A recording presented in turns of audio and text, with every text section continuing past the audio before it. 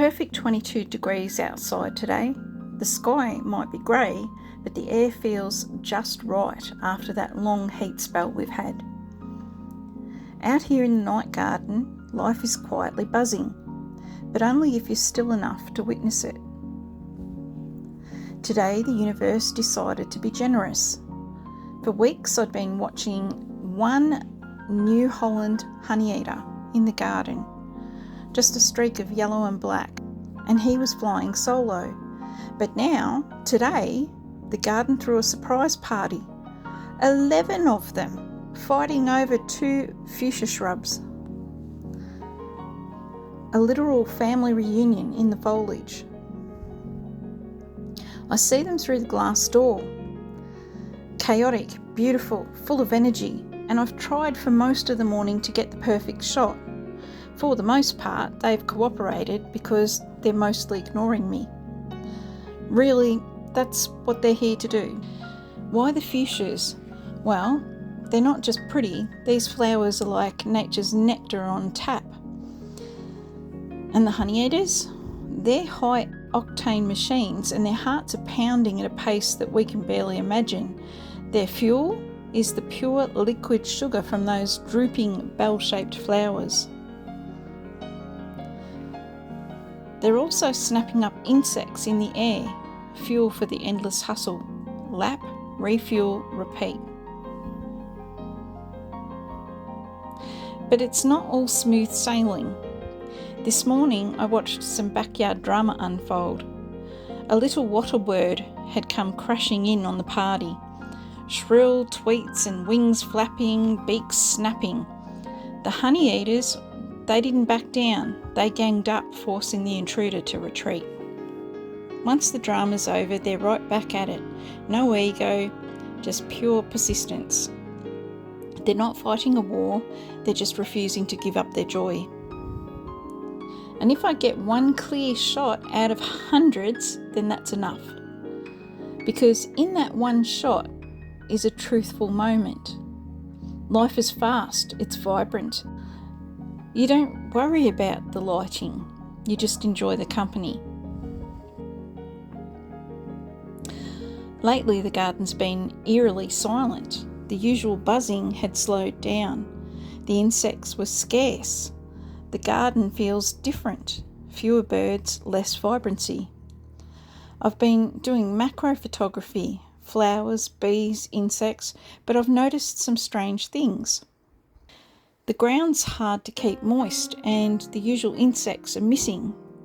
The familiar gang of corellas and lorikeets, galahs and wattlebirds, they're not always here like they used to be. Last week, 2 small earth tremors shook the valley. And Jex, well, he's been clingy, refusing to go outside alone. Nature often reacts to seismic shifts long before we do. Ground vibrations, infrasound, changes in the Earth's magnetic field, and these signals can send species into retreat. I think that's what happened with these New Holland honeyeaters, and why only one was turning up to defend his territory. The insects, they're vanishing. Ladybugs, caterpillars, beetles, hardly see them anymore. Instead, there's plenty of redback spiders, and they're taking over the fences in the quiet corners. Earwigs, oh my gosh, more than ever. Cockroaches are even climbing around during the daylight. Something's off. Imbalance is creeping in. I built a puddling station from an old fountain filled with sand and salt to help the butterflies and the bees get minerals. But no visitors. It's a stark sign of how disrupted the natural order is. Rising temperatures, habitat loss, shifting seasons, they all play a part. In the Latrobe Valley, seismic activity can mute wildlife. Small songbirds, honeyeaters, wrens, they're all incredibly sensitive to the infrasound and magnetic shifts. When tremors hit, they go quiet or retreat. Meanwhile, the scavengers, such as the crows, the magpies, the Indian myna birds and doves, and the sparrows, They all become opportunists. They come in to clean up chaos. These tiny birds, only about 18 centimetres long, are notoriously energetic. Their curved beaks are like surgical tools, and their brush-tipped tongues reach nectar with surgical precision. Very rare that I see one and manage to capture a photo of it sticking its tongue out. Many honeyeaters are blossom nomads. They chase the sugar. If nearby flowers bloom, they might defect from the garden, leaving only a scout or a territorial male behind. They're bossy, aggressive, trying to hold on to prime spots even when the rest have moved on. The tremors and the heat waves, they've likely pushed some birds into deeper, more secure environments, higher ground, thicker bush. Their survival depends on knowing where their next nourishment will come from. Even my beginner level of camera work is a feat. Getting close up to a New Holland honeyeater is very tough. They rarely stay still, but the settings, especially the fast shutter speed, are the real heroes. Seeing that white iris, that's a sign that I'm doing okay. That one honeyeater I managed to photograph, a precious record of this strange off period.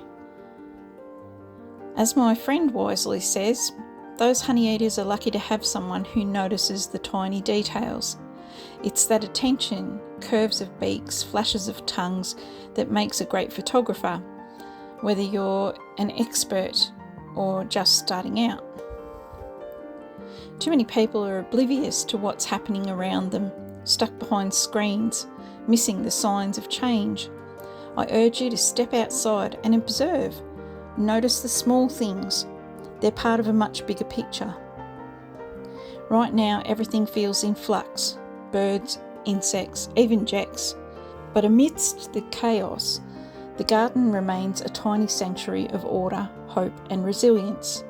I plan to do more, adding plants, creating habitats. But for now, I wait, watch and hold space for the wild to re-emerge. Sometimes all we need to do is just pause. Notice the tiny miracles that are happening right in our very own backyard.